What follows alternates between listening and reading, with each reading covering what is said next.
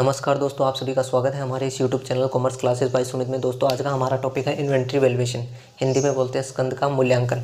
आइए बात करते हैं इन्वेंट्री।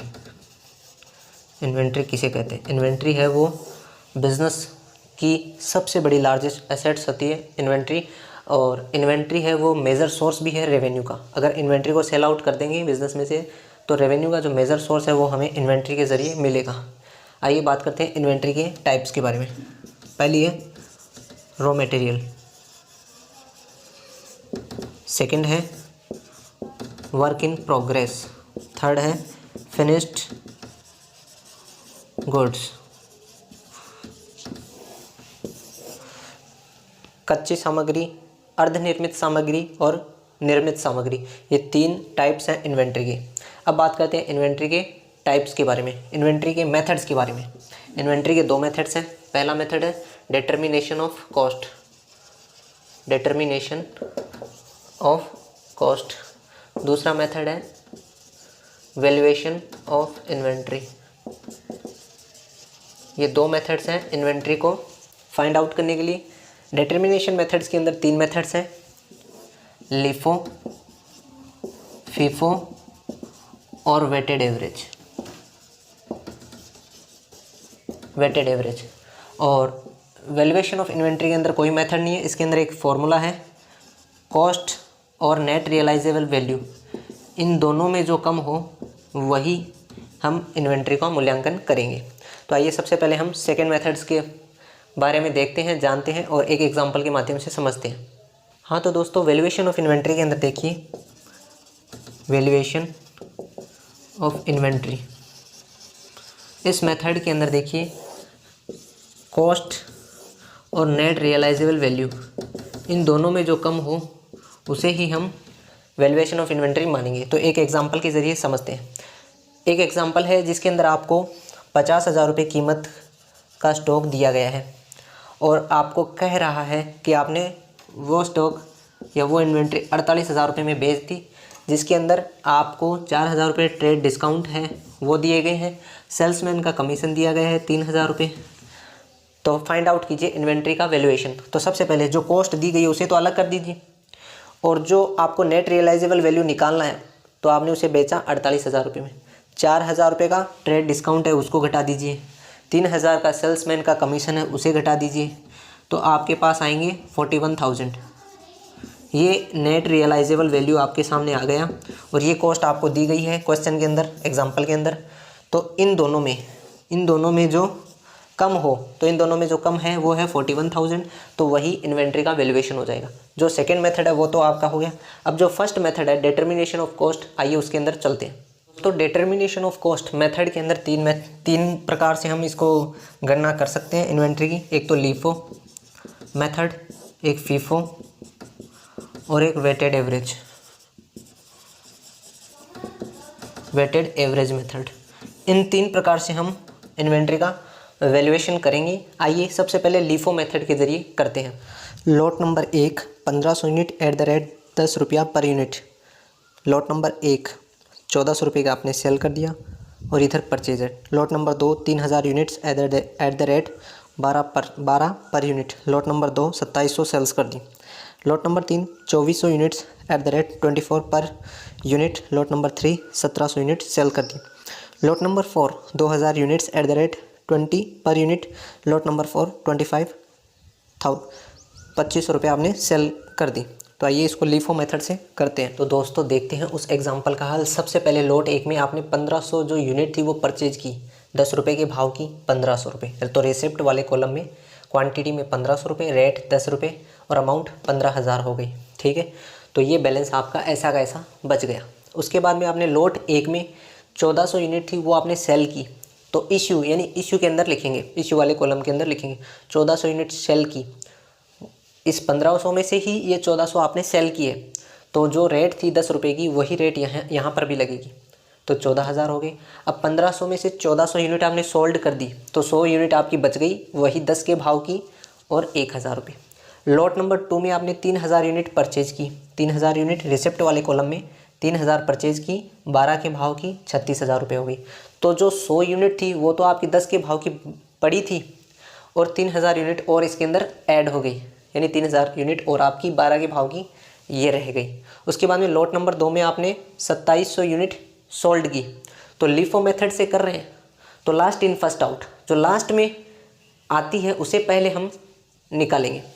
तो 2700 यूनिट आपने सोल्ड की, तो ये जो 3000 यूनिट थी आपकी उसके अंदर से आपने 2700 सोल्ड की। इस 100 वाली यूनिट को आपने छेड़ा नहीं, क्योंकि जो लास्ट में थी हमारे पास 3000 की यूनिट, तो उसी में से हमने फर्स्ट सोल्ड की। तो 2700 यूनिट 12 के भाव की ये आ गई। तो इसके अंदर 100 तो ऐसे की ऐसे रह गई और 3000 में से 2700 यूनिट चली गई, तो 300 यूनिट आपके पास रह गई। उसके बाद में लॉट नंबर 3 में आपने 2400 यूनिट परचेज की 24 के भाव की। 2400 यूनिट परचेज की 24 के भाव की रिसिप्ट वाले कॉलम में।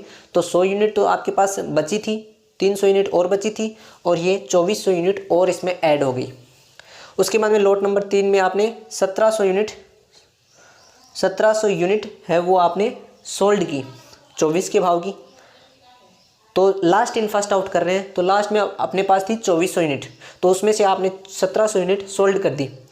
तो आपके पास 100 यूनिट तो वो पहले वाली थी, 300 यूनिट वो बच गई और 2400 में से 1700 यूनिट ये चली गई, तो 700 यूनिट ये बच गई। और वो जो भाव है, जो रेट है वो आप लिख लेना। उसके बाद में लॉट नंबर 4 में 2000 यूनिट आपने 20 के भाव की परचेज की, तो 40,000 हो गई। तो 100 थी, 300 थी, 700 थी, अब ये और ऐड होगी 2000 और रेट वैसी की वैसी। उसके बाद में लॉट नंबर 4 में आपने 2500 यूनिट सोल्ड की। तो last in first out, last में आपके पास थी 2000 यूनिट, वो पूरी की पूरी बेच दी आपने। अब 500 यूनिट इसमें से उठाएंगे, 700 में से 500 यूनिट यहाँ पे उठ गई, तो 200 तो वो बच गई और 100 और 300 वाली वो पहले वाली वैसी की वैसी रहेगी। तो इस प्रकार से लीफो मेथड से यही एग्जाम्पल होगा। अब यही एग्जाम्पल हम फीफो मेथड से करेंगे।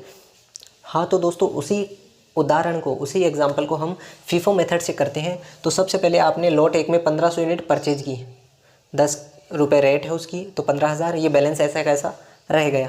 उसके बाद में लॉट 1 में ही आपने उसे सोल्ड की 1400 यूनिट, तो 1500 में से 1400 यूनिट आपने सोल्ड कर दी, तो 100 यूनिट आपकी बच गई। लॉट 2 में आपने 3000 यूनिट और परचेज कर ली 12 के भाव की, तो 100 यूनिट तो थी और 3000 और ऐड होगी। यहाँ तक तो दोनों में सेम चला। अब चलेगा आगे, लॉट नंबर 2 में आपने 2700 यूनिट सोल्ड की। तो ये फीफो मेथड है, फर्स्ट इन फर्स्ट आउट। तो पहला जो इनपुट है वही पहला आउटपुट होगा, फर्स्ट इन फर्स्ट आउट। तो पहले 100 यूनिट 10 के भाव की ये सोल्ड कर दी।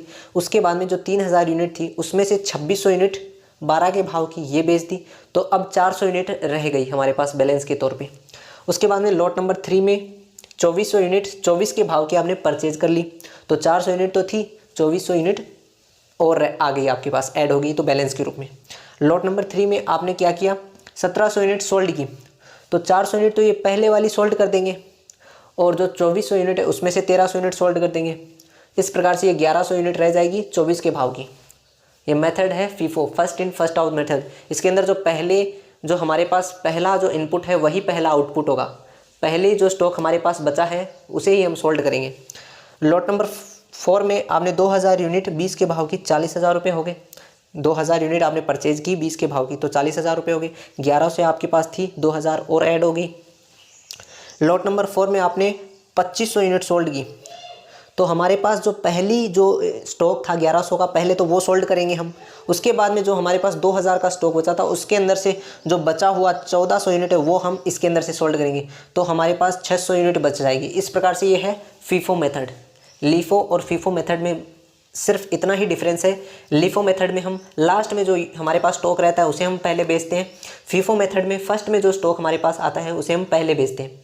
अब बात करते हैं, एक और मेथड है वेटेड एवरेज मेथड, तो उसके बारे में बात करते हैं। आइए एग्जांपल के माध्यम से समझते हैं। तो दोस्तों देखते हैं वेटेड एवरेज मेथड में उसी एग्जांपल को हम किस प्रकार से हल कर सकते हैं। तो सबसे पहले 1500 यूनिट 10 के भाव की आपने परचेज की और वही बैलेंस रह गया। 1400 जो यूनिट थी वो आपने बेच दी, तो 100 यूनिट रह गई। उसके बाद में 3000 यूनिट आपने और परचेज कर ली 12 के भाव की, तो जो 100 यूनिट थी उसके अंदर 3000 यूनिट ऐड हो जाएंगी।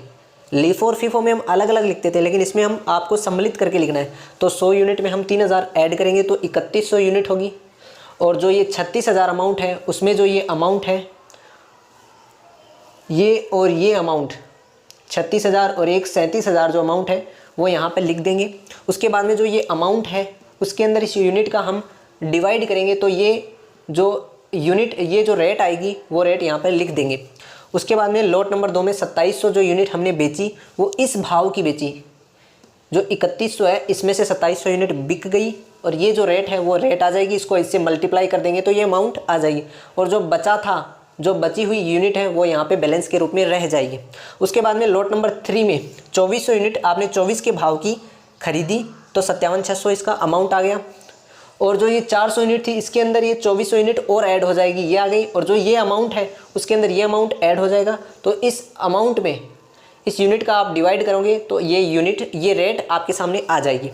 उसके बाद में लॉट नंबर 3 में आपने 1700 यूनिट बेची तो जो ये यूनिट है इसके अंदर से आपने 1700 यूनिट बेच दी और जो ये रेट है वही रेट यहाँ पे आ जाएगी और जो बचा हुआ बैलेंस रहेगा वो यहाँ पे आ जाएगा।